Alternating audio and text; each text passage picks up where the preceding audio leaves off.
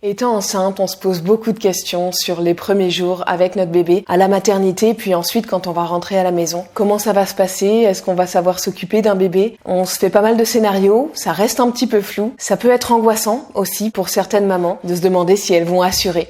Eh bien dans cette vidéo, j'aimerais partager avec vous quelques inspirations de la pédagogie Montessori et puis quelques inspirations aussi basées sur mon expérience de maman suite à mes 2 accouchements. Et voilà, c'est pour vous aider à accueillir votre bébé de la manière la plus douce et la plus bienveillante possible, à la fois pour lui et pour vous. L'une des premières choses sur lesquelles on va essayer d'être vigilant, c'est la lumière. On va éviter de le mettre à côté d'une fenêtre avec beaucoup de luminosité. On va éviter de le mettre sous des spots qui seraient au plafond. Lui, il est allongé. Et puis il y a des spots au plafond qu'il a en plein dans les yeux, ça peut être très agressif pour lui. Donc on va essayer de tamiser l'ambiance, de tamiser la lumière. On peut tirer les rideaux, baisser un peu les volets. Voilà, faut essayer d'être les premiers jours, les premières semaines d'être regardant là-dessus. Après, il y a aussi autre chose par rapport au son. On va essayer de favoriser les sons doux, la voix douce de ses parents qui lui murmurent des petites choses dans l'oreille. Ça va venir le rassurer, ça va créer des repères rassurants en lui, sachant qu'il a une vision très limitée de son environnement. Donc tout ce qu'il va venir entendre et écouter il va y être très sensible évidemment. Donc on évite les gros bruits à la maison, les bruits soudains, les bruits intenses. Si on doit faire du bruit, par exemple passer l'aspirateur, on va essayer de l'avoir peut-être dans les bras pour qu'il soit pas démuni dans son lit ou sur le canapé alors qu'il se passe quelque chose de très bruyant autour de lui. Tous ces bruits de la maison, un jour, il va y être habitué et ça va venir au contraire le rassurer, il va les connaître, les reconnaître. Mais au début, on va essayer de les introduire en douceur.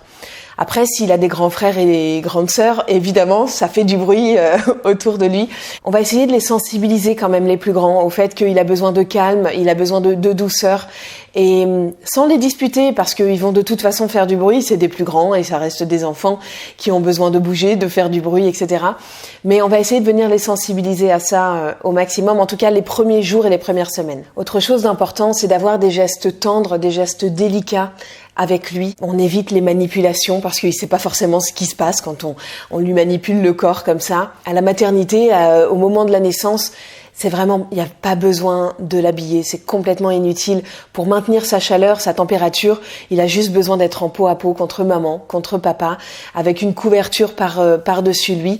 Et c'est le mieux pour qu'il ait chaud, c'est ça, de toute façon. Et puis après, un peu plus tard, on peut l'habiller. On va éviter les habits qui sont compliqués à mettre, des chemises, des robes, des jupes, des pantalons. On va éviter ça. On va plutôt aller vers des bodys en coton très souple, le plus souple et élastique possible, ou des pyjamas, évidemment, si il fait plus froid. On évite les bodys qui s'enfilent par la tête parce que forcément, ça demande plus de manipulation. Donc plutôt qui s'enfilent voilà comme ça par devant et qui se boutonnent devant. Pareil pour les pyjamas qui se boutonnent devant ou derrière.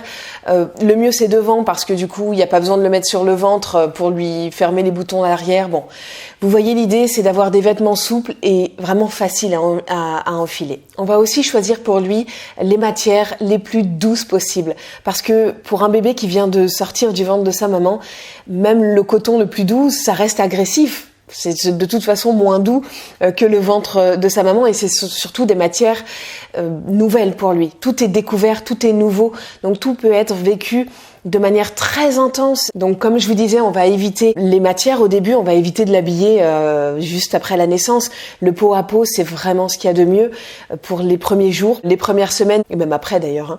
Et puis ensuite, essayer de choisir vraiment des couvertures ou des habits les plus doux possibles. Ça, c'est vraiment quelque chose qui a son rôle à jouer dans l'accueil qu'on peut offrir à un nouveau-né. Et une fois rentré à la maison, on a plein de choses à faire, le ménage, les courses, l'organisation de la maison, etc. Et on a tendance parfois, quand on le peut, en tout cas physiquement, à reprendre un rythme beaucoup trop rapide. Déjà trop rapide même pour nous, et puis trop rapide aussi pour notre enfant. Donc essayons d'avoir un rythme lent.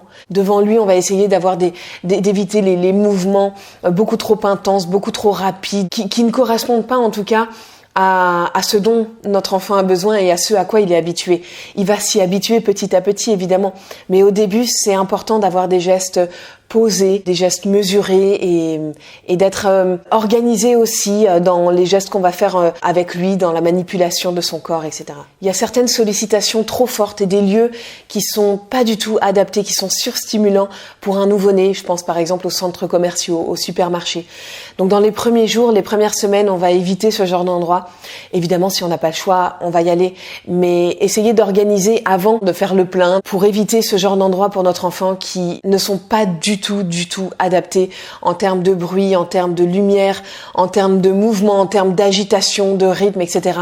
C'est vraiment à l'opposé de ce dont notre enfant a besoin à la naissance. Et d'ailleurs, vous savez, dans certaines cultures, notamment les cultures asiatiques, la maman et le bébé restent pendant 1 mois à la maison, sans sortir, parce que, voilà, tout ça, ça correspond, rester à la maison, ça correspond vraiment à ce dont le bébé a besoin, à ce dont la maman a besoin aussi pour reprendre ses forces, etc. Et puis, ça permet aussi au bébé et à la maman d'être connectés, de s'occuper de créer du lien. Ensuite, concernant le premier bain, on va essayer de le retarder au maximum.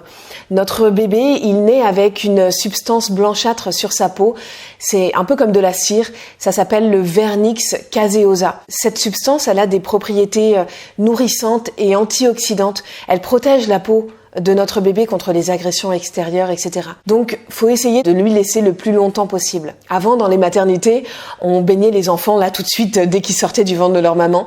Aujourd'hui, on attend, dans certaines maternités en tout cas, on attend 1 jour, 2 jours, 3 jours. Mais on peut attendre encore plus longtemps. Moi, mon deuxième bébé, je l'ai baigné la première fois après, je crois, 1 semaine et à la maison. Donc, on était rentrés à la maison. Donc, il n'est pas allé se baigner du tout à la maternité.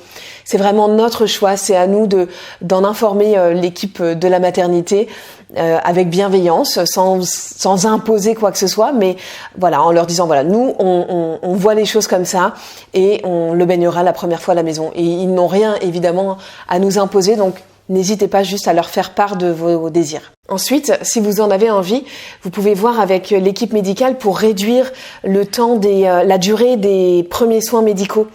C'est vrai que il y a certaines maternités où, enfin surtout à l'époque, on prenait directement le bébé sorti du ventre, hop, on lui faisait ses soins et on le mettait même pas encore tout de suite sur le ventre de la maman. Bon, là aujourd'hui, je crois que dans la plupart des maternités, on pose quand même, on laisse un temps avec la maman, le bébé et la maman, et avec aussi le deuxième parent. Ce temps-là, vous pouvez le faire durer au maximum. Vous pouvez demander à ce que les premiers soins soient un petit peu repoussés, parce que c'est pas urgentissime de savoir combien il pèse et combien il mesure à la naissance. Et puis les soins, le temps des soins peut aussi être un peu réduit. Si vous en avez envie, n'hésitez pas à en faire part à l'équipe. L'idée, c'est de vraiment favoriser ce temps de découverte, de faire connaissance avec son bébé. Et puis dans le cas où vous avez envie d'allaiter votre enfant, c'est important qu'il soit là, qu'il sente le sein, le colostrum, et puis il peut tout de suite déjà se hisser jusqu'au mamelon et commencer à téter. C'est vrai que cette tétée précoce, elle a toute son importance dans la mise en route de la lactation. Et puis au-delà de ça, c'est un moment de pure complicité, de pur bonheur. Alors parfois ça fait un peu mal pour certaines mamans, mais ça reste un moment de connexion entre la maman et le bébé. Donc ça, c'est quelque chose qu'on peut faire avant les premiers soins. Si vous en avez envie, n'hésitez pas à le faire savoir à l'équipe de la maternité. Ils sont là aussi pour écouter la façon dont on a envie de vivre notre accouchement. Si vous avez certains désirs, n'hésitez pas à les mettre sur papier parce que ça va vous aider aussi à formuler les choses, que ça prenne forme aussi dans votre esprit, ne serait-ce que pour vous.